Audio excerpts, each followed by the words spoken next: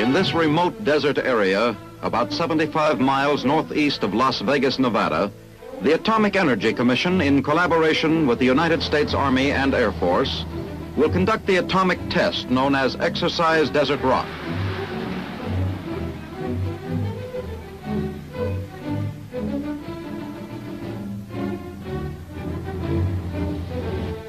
In a land where lizards and sandflies are the only living things, a tent city, Camp Desert Rock, now stands.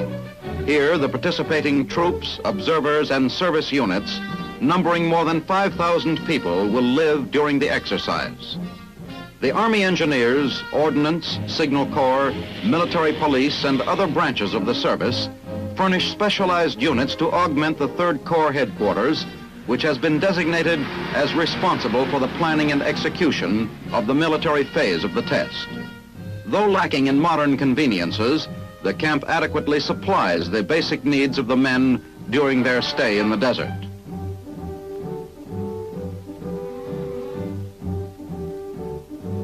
The mess tents, the PX tents, the barber shop, an outdoor cafeteria, and the living quarters all combine to form a typical Army installation in the field. Since there are no wells at Camp Desert Rock, it is necessary to haul water to the camp. Vast quantities are trucked in from Indian Springs Air Force Base, 17 miles to the south. Frozen meats and poultry supplement the standard Army field ration.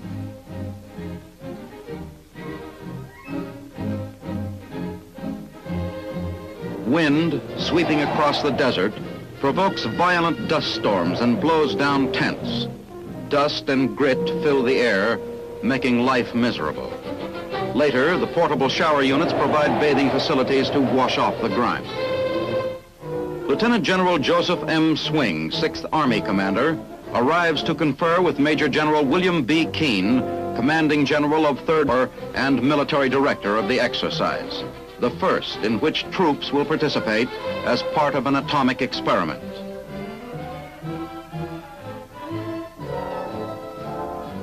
To offer a basis for military planning, a tactical situation is assumed. In the war tent at Camp Desert Rock, General Keene discusses the various aspects of the exercise with General Swing. The operations plan assumes that a strong aggressor force, estimated at 2 armies in strength, has landed on the northwest coast of the United States and is moving southeast with the intent of driving the U.S. forces ahead of them.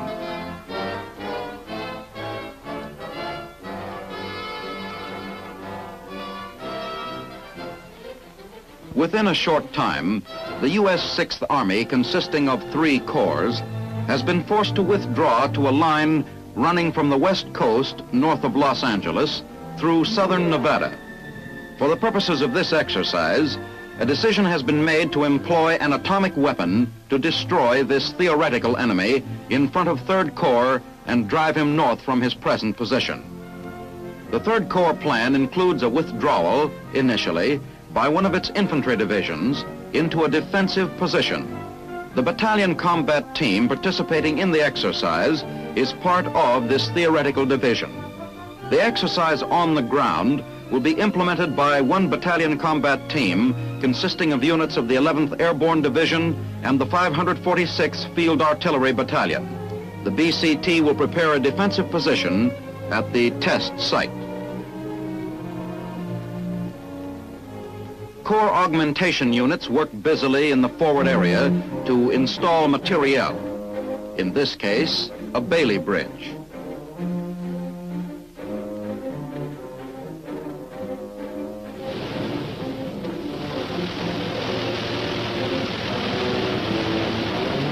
The battalion combat team arrives at Indian Springs Air Force Base with full field equipment. After deplaning, the troops line up, check personal equipment, and prepare to enter buses which will take them to Camp Desert Rock.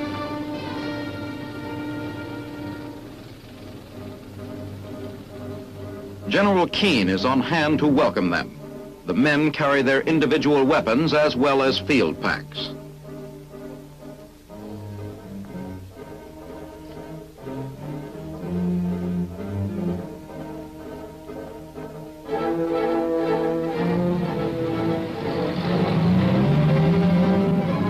the trip from the air base to camp, the men have an opportunity to see the type of country in which they will live and work for several weeks to come.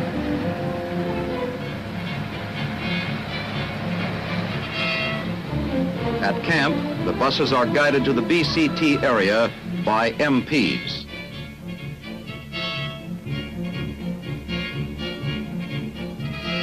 Personal equipment, weapons, and unit equipment are quickly unloaded.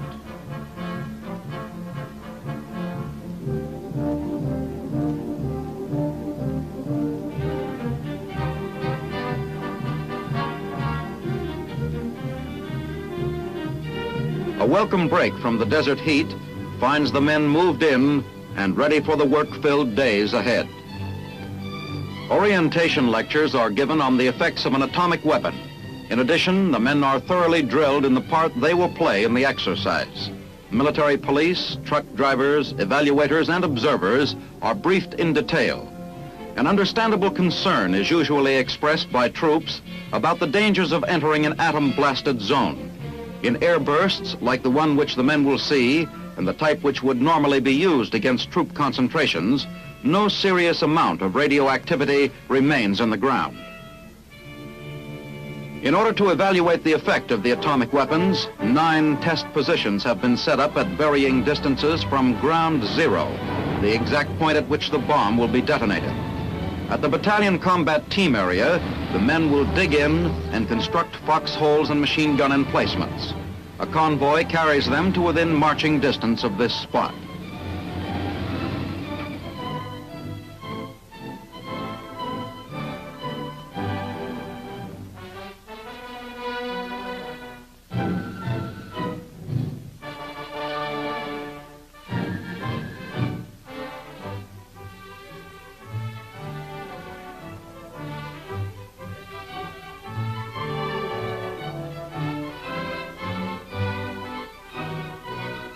Roll calls are taken frequently to ensure that no man will be left in the potentially dangerous forward area. The BCT begins preparation of its defensive position. Foxholes and gun emplacements will conform to standard Army field fortification plans.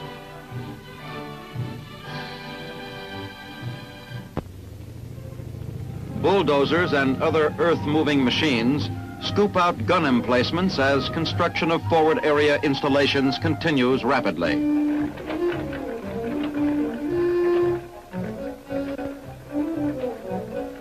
Hundreds of sandbags must be filled. Concrete pillboxes and numerous foxholes remain to be dug.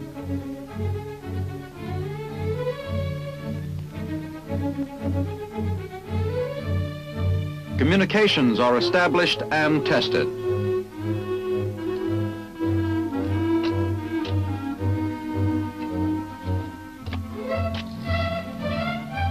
An artillery piece is maneuvered into position in one of the dug-in emplacements.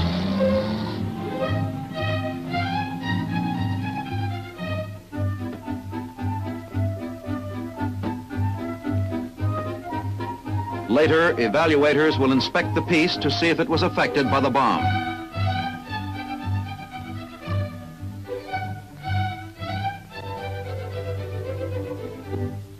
During a break, sandwiches prepared at camp are eaten on the spot before the men move on to a new position and new tasks.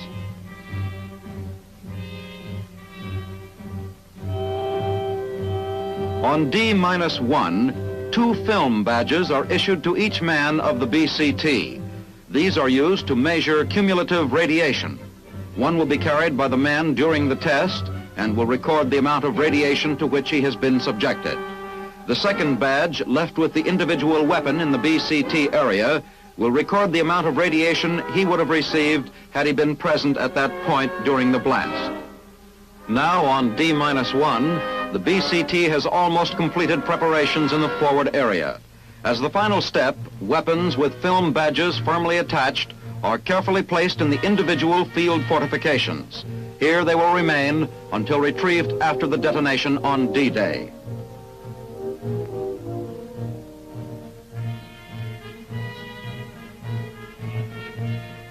Core augmentation units are completing the positioning of other test materiel at distances ranging from approximately 1/2 mile to 3½ miles from ground zero.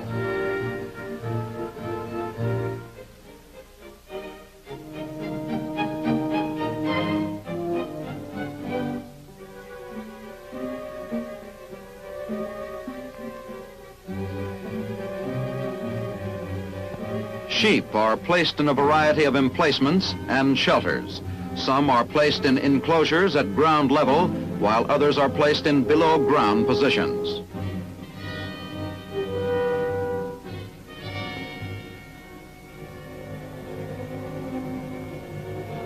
This sheep is being placed in a 10-foot square emplacement below ground level.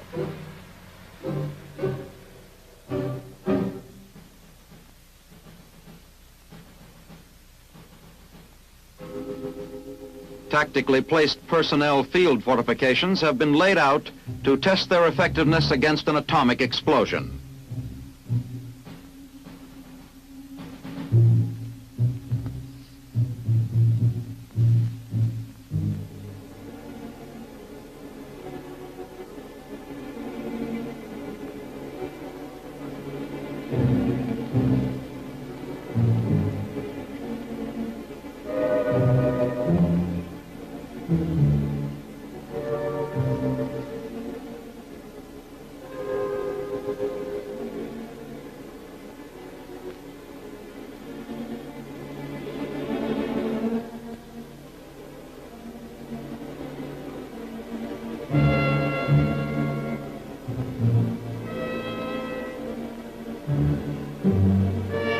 Test samples of several types of ammunition are placed in exposed positions above ground, with corresponding samples being placed in protected positions.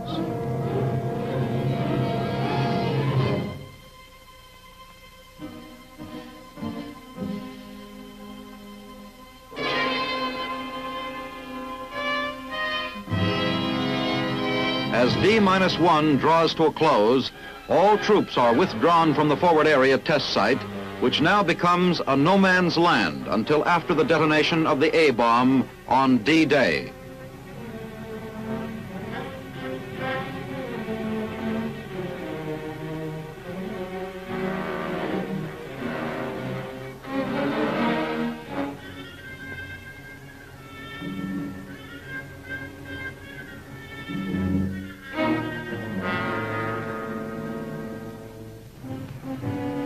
Early on the morning of D-Day, convoys carrying the battalion combat team, radiological safety personnel, effects evaluators, and official observers wind their way through the mountains on the 27-mile trip from Camp Desert Rock to the test site.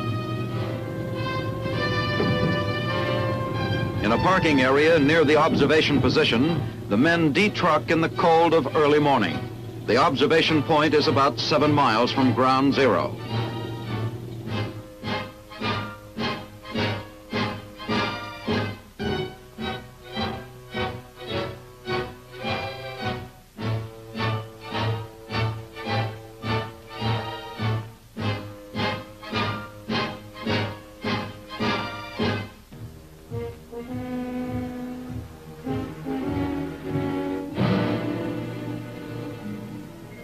General Mark Clark, Lieutenant General Swing, and Major General Keene, together with other observers, are present to witness the blast of the bomb, which will be dropped from a high-flying aircraft.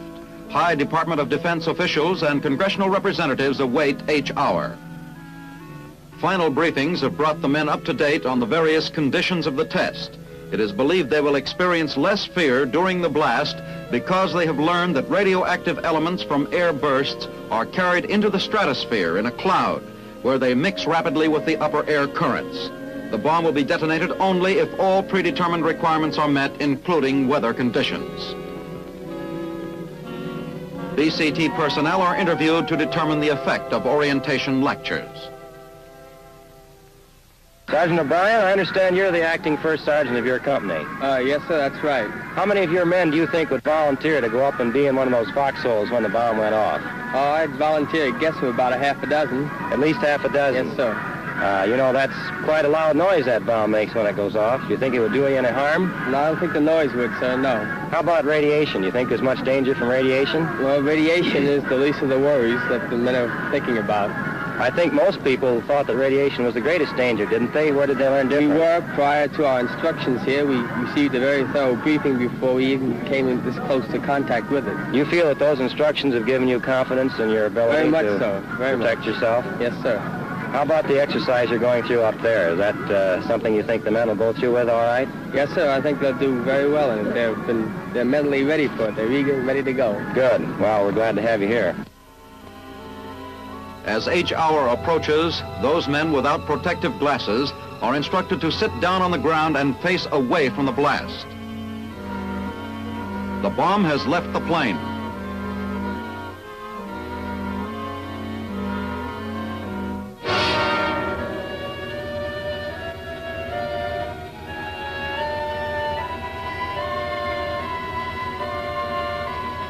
Within 30 seconds will come the thunderous roar of the explosion 7 miles away. The typical mushroom-shaped cloud boils upward.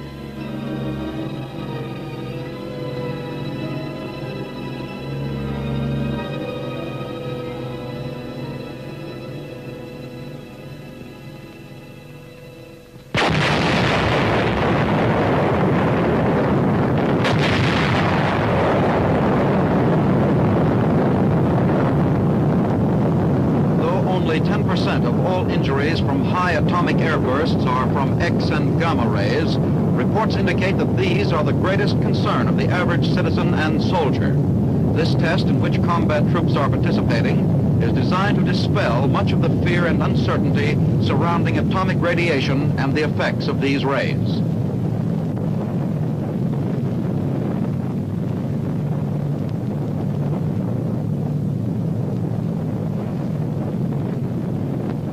Casualties from an atomic explosion are estimated to be in the following proportions: from blast and missile, 60%, from flash burns and heat, 30%, and from radiation, 10%. Post-blast interviews are conducted. Sergeant Gutierrez, you've seen a lot of action. Tell us just exactly how this thing looked to you. Think it's much of a weapon? I think it is, sir. Tell us about it. How did it look? Well, from my point of view, I think it's a terrific weapon, and I'd hate to be under it. Would you like to be any closer to it than you were? If I did, sir, I think I'd dig the hole a little deeper.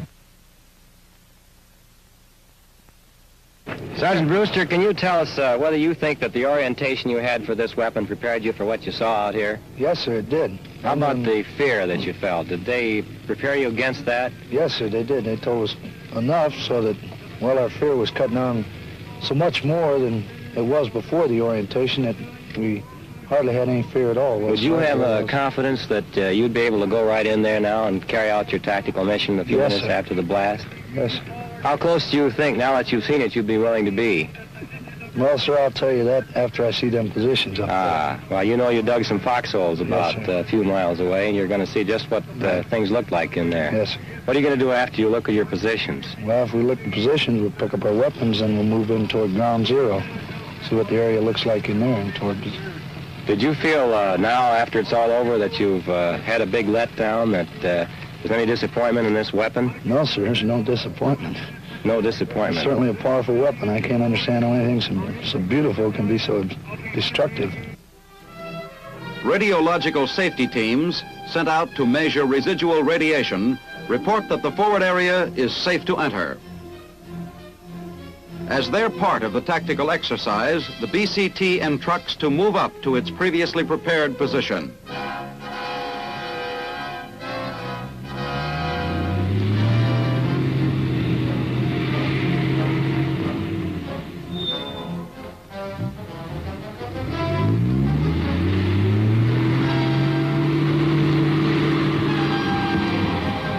Here, the men detruck and move forward to examine their foxholes and weapons.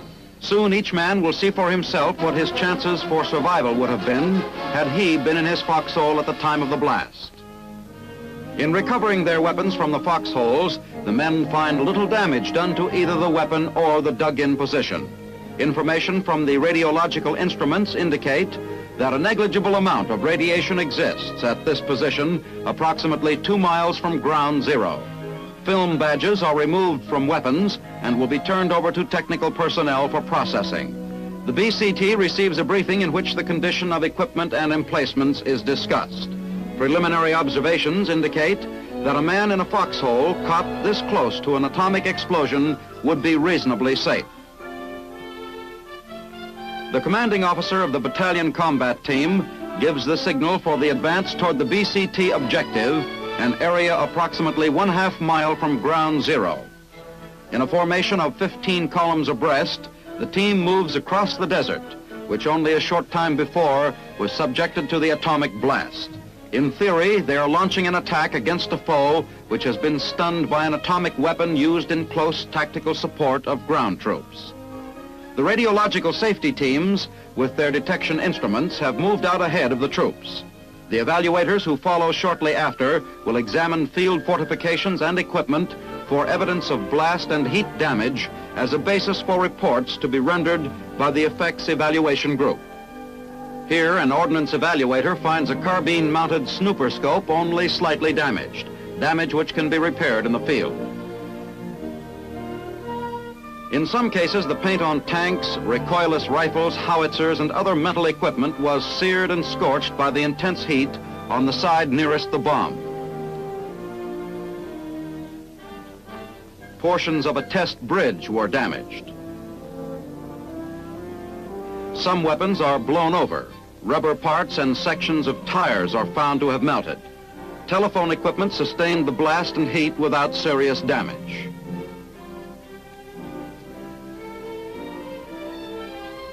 The evaluators and observers examine field fortifications and find them intact even at positions closest to ground zero, though heat has scorched wooden supports. Sheep below ground level in zigzag trenches show no visible sign of blast or heat effects. However, those in pens on the ground surface sustained wool burns. Blood samples are taken.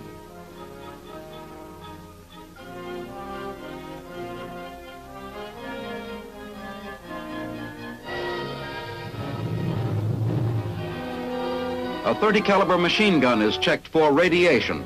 Other standard Army field equipment and vehicles show considerable damage from heat and blast.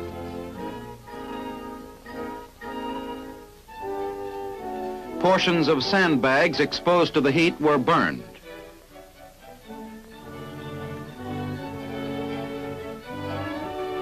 Some of the portable water storage tanks of the type used in Camp Desert Rock were partially collapsed from blast, while others caught fire and burned to the ground. The metal canister is all that remains of a test gas mask. The canvas on vehicles was blown off and burned. Clothing on a dummy is scorched. A field desk is overturned and partially charred. At the closest position, telephone wire is blown down and the poles scorched and broken.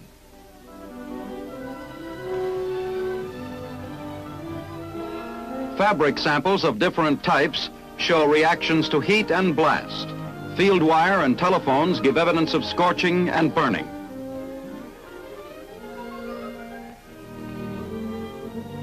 In touring the test site, it has become increasingly evident to the observers that subsurface emplacements offer considerable protection from nearly all but direct hits or low overhead bursts.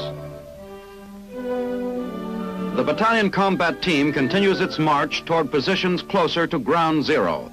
As they enter the blast area within an hour after the detonation, they realize the danger of radiation sickness from an air burst is slight.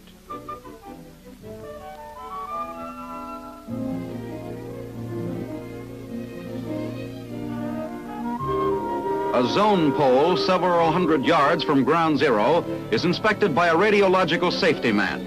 Only slight evidence of radioactivity is found. The combat team proceeds with its tactical mission, continuing the simulated attack by passing through a portion of the bombed area. In these closer positions, the men inspect the sheep and the zigzag trenches.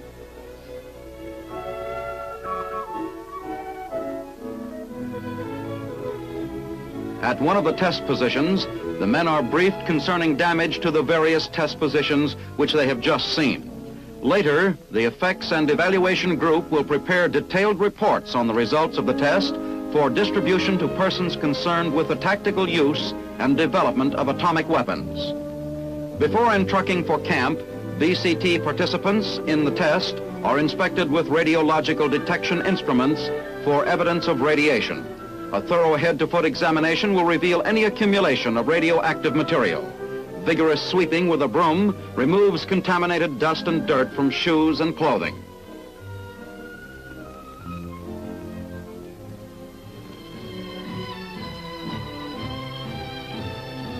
As exercise Desert Rock is concluded, initial reactions are: it is possible to utilize an atomic weapon in close support of ground troops in those cases where the conditions surrounding its use are carefully considered and where participating troops are fully indoctrinated in the capabilities and effects of an atomic weapon.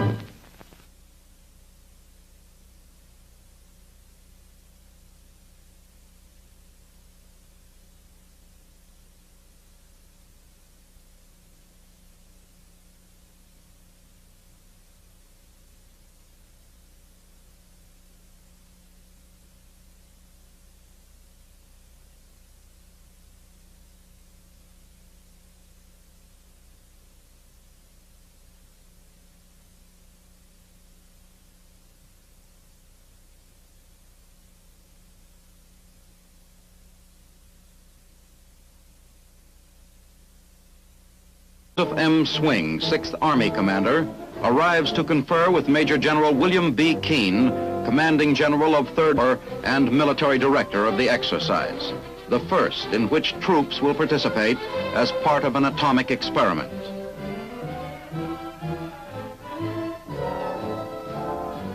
To offer a basis for military planning, a tactical situation is assumed. In the war tent at Camp Desert Rock, General Keane discusses the various aspects of the exercise with General Swing. The operations plan assumes that a strong aggressor force, estimated at 2 armies in strength, has landed on the northwest coast of the United States and is moving southeast with the intent of driving the U.S. forces ahead of them.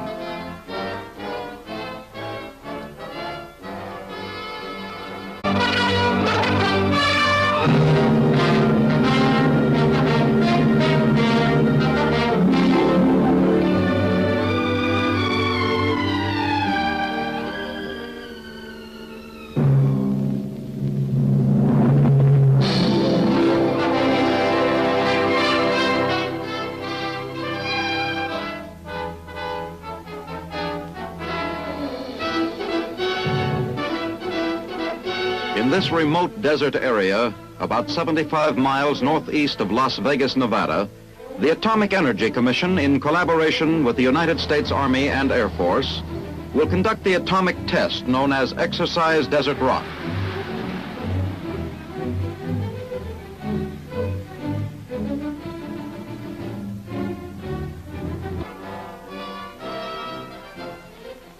Within a short time, the U.S. 6th Army, consisting of 3 corps, has been forced to withdraw to a line running from the west coast north of Los Angeles through southern Nevada.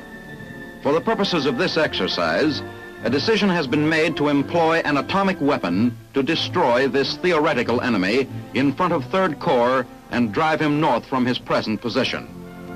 The 3rd Corps plan includes a withdrawal, initially, by one of its infantry divisions into a defensive position. The battalion combat team participating in the exercise is part of this theoretical division. The exercise on the ground will be implemented by one battalion combat team consisting of units of the 11th Airborne Division and the 546th Field, the PX tents, the barber shop, an outdoor cafeteria, and the living quarters, all combined to form a typical Army installation in the field. Since there are no wells at Camp Desert Rock, it is necessary to haul water to the camp. Vast quantities are trucked in from Indian Springs Air Force Base, 17 miles to the south. Frozen meats and poultry supplement the standard Army field ration.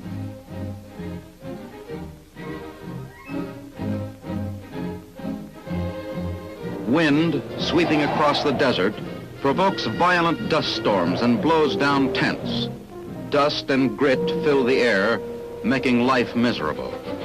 Later, the portable shower units provide bathing facilities to wash off the grime. Lieutenant General Joseph... In a land where lizards and sandflies are the only living things, a tent city, Camp Desert Rock, now stands. Here, the participating troops, observers, and service units, numbering more than 5,000 people, will live during the exercise. The Army Engineers, Ordnance, Signal Corps, Military Police, and other branches of the service furnish specialized units to augment the 3rd Corps headquarters, which has been designated as responsible for the planning and execution of the military phase of the test.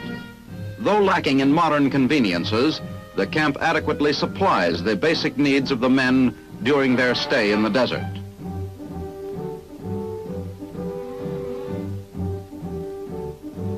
The mess tents,